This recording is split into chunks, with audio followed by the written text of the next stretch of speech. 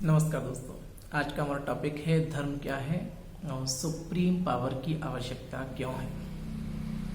दोस्तों, हम सभी को इस धरती पर जीवन जीने के लिए एक दूसरे के सहयोग की आवश्यकता है, या यूं कहें कि इस प्रकृति में हम सभी एक दूसरे से किसी ना किसी तरीके से जुड़े हुए हैं, जो प्रकृति के संतुलन को बनाने के लिए आवश्यक है, जो सुखमय जीवन जीने के लिए भी जरूरी है। We are connected to each other.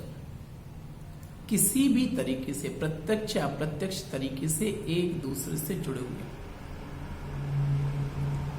यहां हम साइंस की 2 लाइन हैं, उन पर डिस्कस करेंगे। पहली लाइन, समान ऊर्जा ऊर्जा को आकर्षित करती है। यहां इस आधार पर हम देख सकते हैं कि समान भाव वाले लोग मन बुद्धि की अपनी जजमेंट के कारण अपने भावों को भाषा द्वारा, चित्र द्वारा या अभिव्यक्ति के अन्य माध्यमों से व्यक्त करते हैं, और समान भाव वाले लोग इस तरीके से एक दूसरे की ओर आकर्षित होने लगते हैं और अपनी महसूसता और अनुभवों के आधार पर कुछ मान्यताएं निर्धारित कर लेते हैं, और जहां से इन मान्यताओं को बल मिलता है या ये उनको पूरी होते हुए दिखाई देती हैं, ये अपने उन महान आत्माओं या इष्ट देव या गुरु या धर्म पिता या धर्म आत्माओं से जुड़ने लगते हैं, जहां से इनकी मान्यताओं की पूर्ति होती रहती है। इस आधार पर मान्यताएं निर्धारित होने लगती है। दोस्तों, यहां हम साइंस की दूसरी लाइन पर डिस्कस करेंगे। दूसरी लाइन ये है कि ऊर्जा बंडलों के रूप में चलती है। क्वांटम फिजिक्स ये कहता है। तो हम देखते हैं कि समान मान्यता वाले लोगों में से या अलग अलग मान्यता वाले लोगों में से जिनके भाव समान हैं, ऐसे समान भाव वाले लोगों की यदि मेजॉरिटी बढ़ने लगती है, तो इनके भाव जिनकी मेजॉरिटी ज्यादा है, ऐसी मेजॉरिटी वाले लोग अपना एक अलग संगठन बनाने लगते हैं और वह ऊर्जा एक बंडल के रूप में काम करने लगती है। वहां उन भावों से, उन मान्यताओं से रिलेटेड एक एनर्जी सर्किल, एक वायुमंडल वाइब्रेशन बन जाता है, जिनके संपर्क में जाते ही वह ऊर्जा काम करने लगती है। तो यहां हम देखते हैं कि मान्यताएं और संगठन एक विचारधाराओं के, एक विशेष प्रकार की विचारधाराओं के अपने अपने तरीकों से चलने लगती हैं, जिनको मैं अपने दृष्टिकोण में धर्म मानता हूं। धर्म इसी तरीके से शायद निर्धारित हुए होंगे, और इन धार्मिक समुदायों में कोई व्यक्ति किसी भी प्रकार से एंटर करता है, या तो जन्म लेकर या मान्यताओं को धारण करके, तो वह उस धर्म का कहलाने लगता है।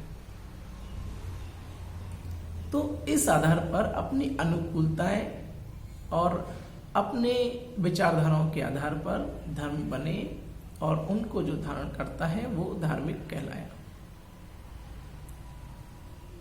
अब बात आती है सुप्रीम पावर की आवश्यकता क्यों है। दोस्तों, वर्तमान समय में हम देखते हैं कि साइंस के भी कई साधन विफल हैं। कई जगह साइंस काम नहीं कर पा रही। या काम कर रही है तो बहुत देर में कर पा रही है। राजनीति में राजनीतिक लोग दल बदल करके थक गए हैं। साइंस अपने साधनों का प्रयोग न होने के कारण थक गई है। आम जनता समस्याओं से थक गई है और धार्मिक लोग साधनाएं कर करके थक गए हैं।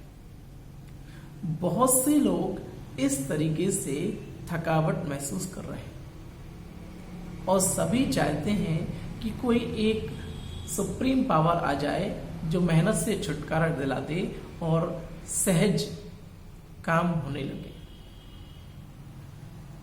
सभी चाहते हैं कि दुनिया में स्नेह, सरलता हो, प्रेम हो।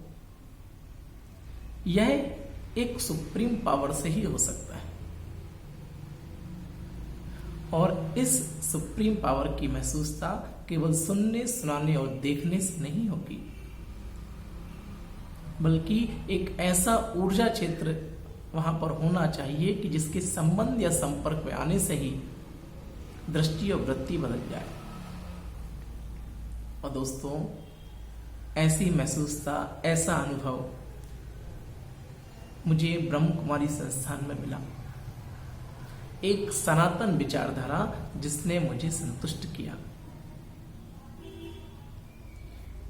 यहीं से मैंने अपने दृष्टिकोण के आधार पर धर्म को समझा कि धर्म क्या हो सकता है और सुप्रीम पावर की आवश्यकता क्यों है।